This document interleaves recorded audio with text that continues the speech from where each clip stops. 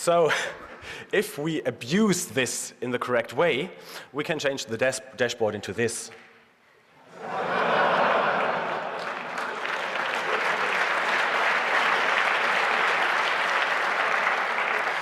The process isn't all that complicated. The fonts make the system crash, make it use our code, run our code, which is embedded into the font files, and then we have full control of the machine, and we can reload the dashboard again, this time with the correct fonts, and while it is in memory, we can patch it. We can add this extra menu, and we can change the functionality that lies behind this extra menu to run some Linux bootloader from hard disk, and also to exchange the RSA key in case that we put in a Linux CD or we want to run Linux, so that we can use Linux signatures, Linux RSA signatures, instead of Microsoft's RSA signatures.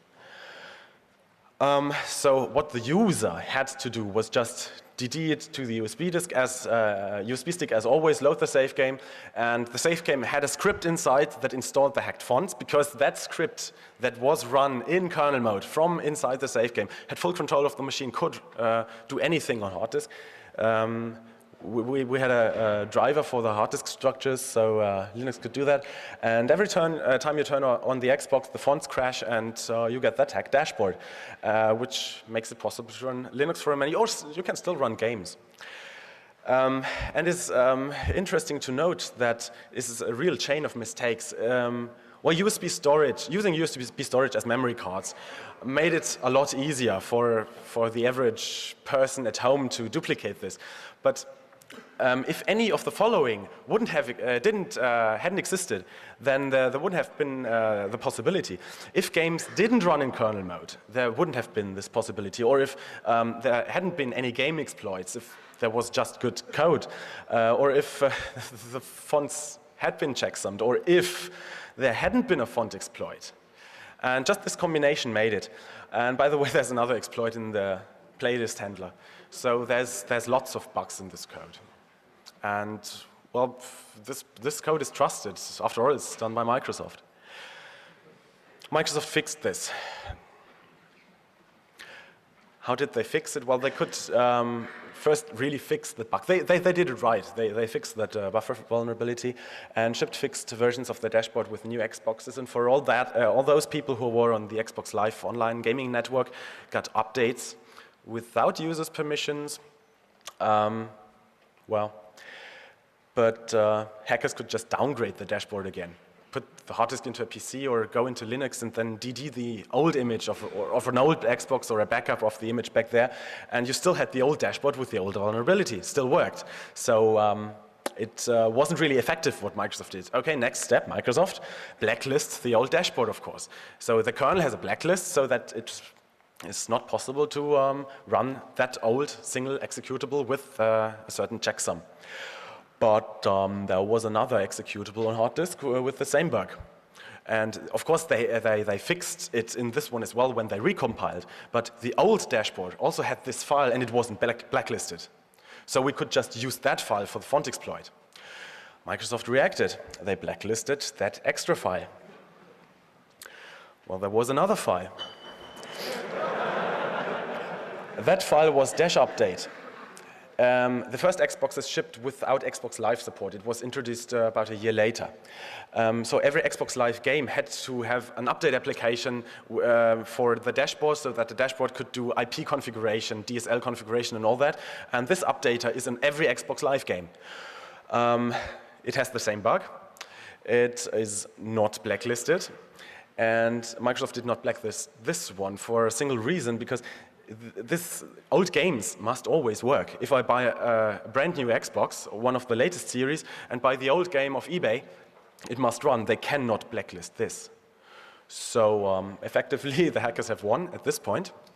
And the situation today is that you can do all that mod chip stuff. That still works, as I told you before, but you can permanently mod an Xbox now to run anything and even still run games without opening it, even on the latest revisions of the Xbox. Now let's come to the 17 mistakes. There are 8 design mistakes, 6 implementation mistakes, and 3 policy mistakes.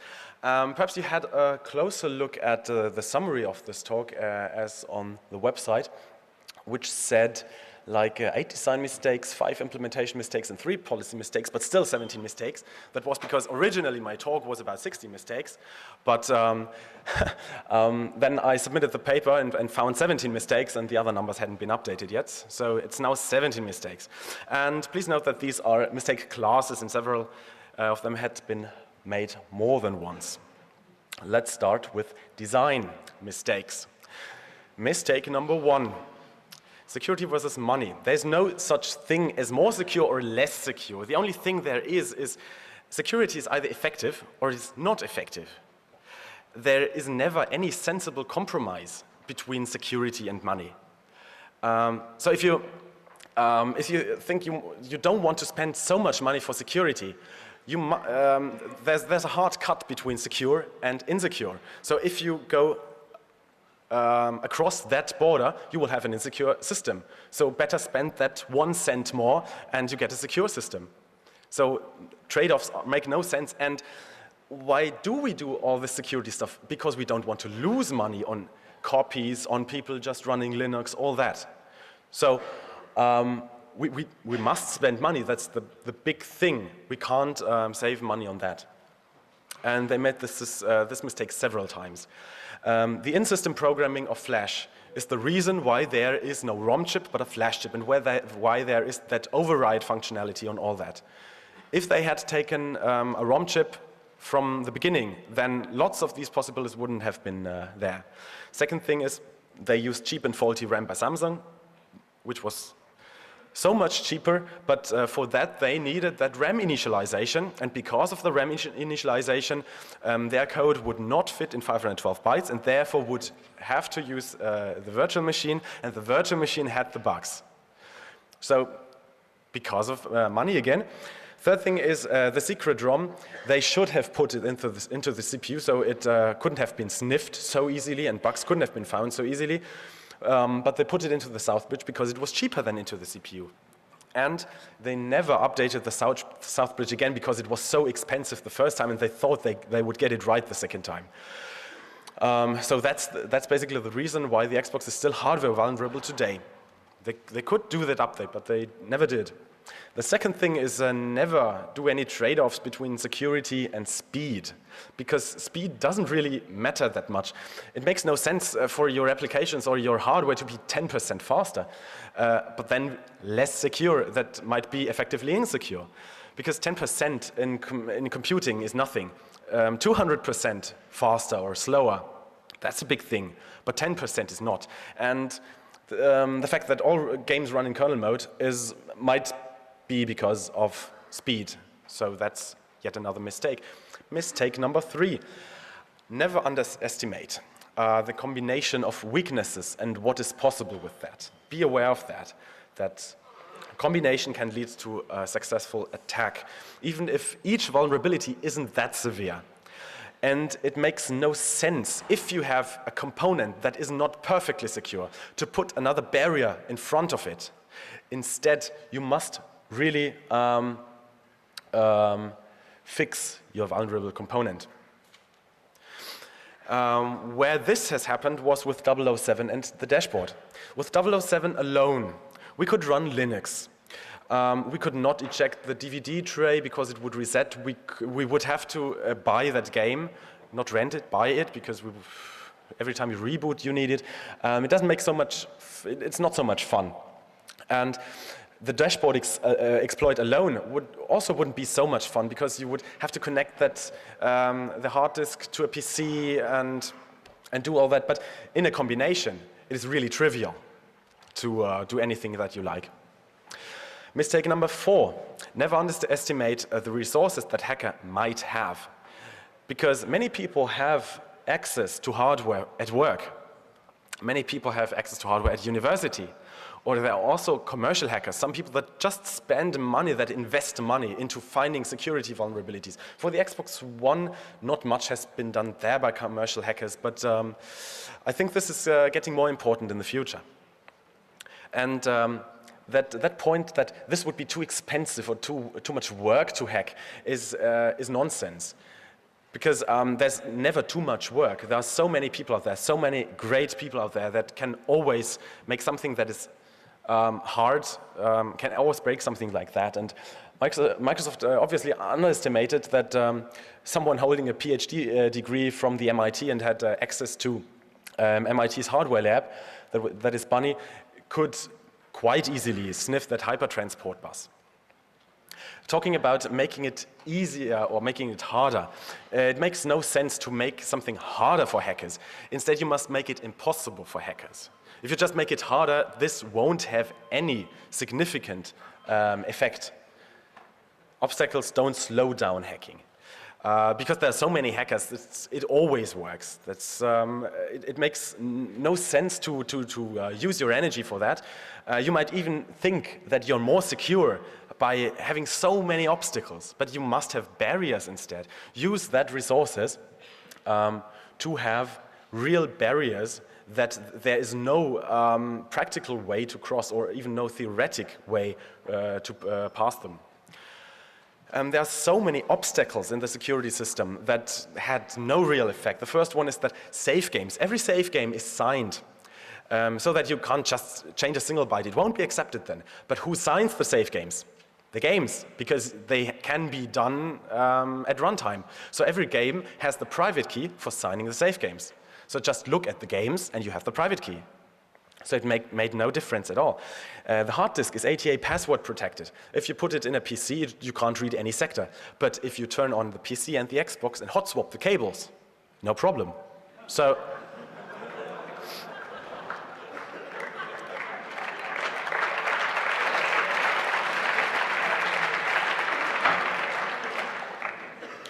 the next point is that hiding the secret ROM also had effectively no effect because it was dumped, so there wouldn't really have been any necessity for that.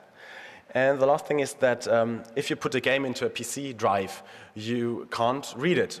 Well, if you could read it, it wouldn't be a problem because you can burn a copy, but the copy won't work. So this was just a small obstacle, but no barrier, and there was not really a sense in making that. A very important point is that, speaking of hacker groups, that you must never use a single security system to keep many different hackers off your system. Because all these hackers will then unite. And these groups might not have anything in common. Because the Linux guys were not interested in copies. The copies, the pirates were not interested in Linux. And the homebrew people were a very different group. But they did, in a way, either directly or indirectly by using each other's, what the others had in their own code. So in a way, they always work together. So instead, you must always find out who your enemies are and what they want, and then decide for every group of enemies on your security system. And for the Xbox, for example, there's the Linux homebrew and copies people. And what they should have done is, for example, like Sony did. Sony sold a Linux kit for the PlayStation 2. Therefore, all the Linux hackers, all the potential Linux hackers, had no interest in hacking the security system of the PS2. Why would they? Linux already ran on it, so it was quite easy. Only the homebrew and the copy people were left. That's 1/3 less people, or even a lot more less people. And Linux hackers tend to be quite good hackers, so that might be the reason why the Xbox has been hacked a lot more quickly than the PlayStation. So this possibility exists. Mistake number 7. So security by obscurity doesn't work. It might be quite obvious, but there are so many cases where they made something obscure and it didn't work. But what does work is the SHA-1 and the RSA. They use that heavily throughout the system.